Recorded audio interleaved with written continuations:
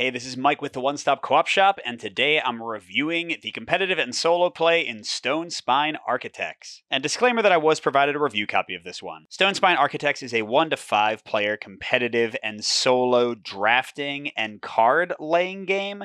You're drafting these chambers in an effort to build your dungeon, trying to get tunnels to connect to each other and to get the right mix of traps and creatures in your tiles. And then at the end of each round of drafting, you count the amount of gold you built up with your chambers, which you then spend on items in the market you can use to further upgrade the chambers you've laid and make them better fit your scoring conditions. Because at the end of the 4 rounds, you're going to see how well you score. This is a victory point game with the things in your chambers, the goal that everyone is fighting over, and individual challenge cards you've drafted. Highest score wins. And there's a solo opponent who's run by some cards that's going to competitively grab cards from you during the drafting, and will also buy things in the market and will be earning their own victory points based on what they end up with, which you are aware of and can try to hate draft against. So let's get right to it and discuss 5 key things about Stonespine Architects. So starting with a bit of a mix for my taste is the theme and the artwork. The artwork is great for my taste for the individual elements like the creatures and the traps all look really fun, but the chambers themselves are kind of nondescript. Yes, they've got interesting names like Antechamber and Ooze Breach,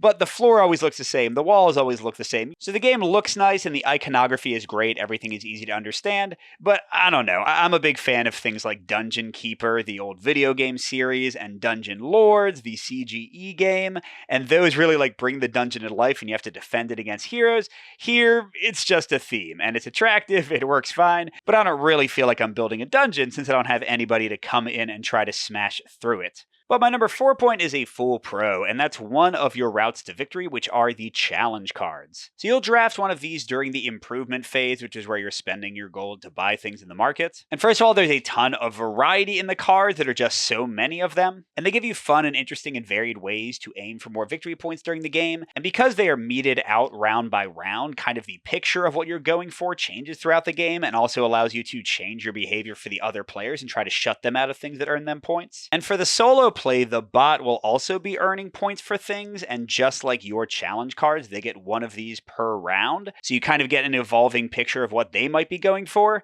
Now, there is a bit more randomness here because they might just end up getting something like right in the final round of the game that suddenly makes things they collected earlier worth way more, but still, I really enjoy how diverse their scoring opportunities are, as well as your own. It gives you a lot of angles to go for victory. Looking next at my number 3 point, I'm going to call this one a mix for solo play, although it's probably a full pro for competitive play, and that's the market cards and how you spend gold. And in the competitive game, how it works is whoever has the most gold gets to buy first, and then if they still have the most gold, they get to buy again, and basically just keep on going back and forth like that. But whenever you decide to pass and zero out your gold, that's going to determine priority order for next round and also give you challenge cards that I already mentioned. You have to pick your favorite of them. So there's a really cool give and take of trying to get gold and then spending it and passing at the right time in the competitive play. The only reason it goes down to a mix for solo is that in solo, the AI has just a set gold value you can try to beat or not on their card, but once you spend gold to go past them, they're going to grab some things automatically, and then once you pass completely, they get everything that's left. So the decision process is quite simplified in this phase in solo, maybe a little bit too much,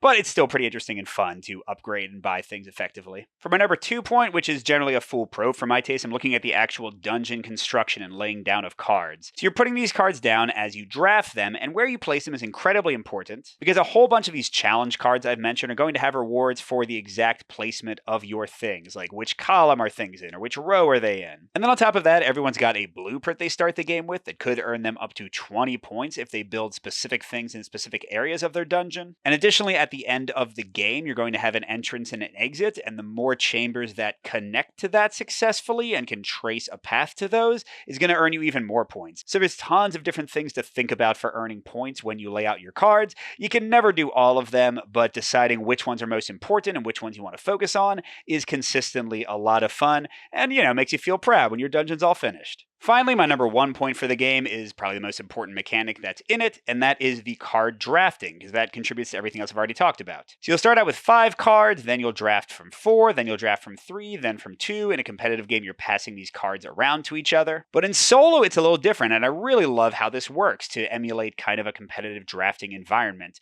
Whichever card for the AI is face up will have one or more of these colored icons, and cards of that color are now in danger of being grabbed by the bot. So like here, if it's blue and I have 4 blue cards, how it works is I can keep one of them for myself and hold on to one for the next round, and then all the rest that match that color go to them to potentially score points for them. So honestly, as much as I like the drafting competitive, I think I like it more in solo. The tactical and strategic thinking you have to go through to really play well against a solo, especially as you see their plan come together and as you know which things are going to be worth more points to them, is really tons of fun and makes this one of the coolest solo drafting experiences I've ever seen in a Euro like this. So overall, I think Stonespine Architects is a great one to look at if you enjoy competitive or solo play. It works well for both. You might want to check this one out if you like drafting games or tile placement games. But on the other hand, you might want to avoid this one if the only thing luring you in is the theme, because again, it's pretty light and a bit pasted on. And if you want to see the game in action, Jason's preview playthrough is pretty much the same as the final version of the game, so you can go watch that.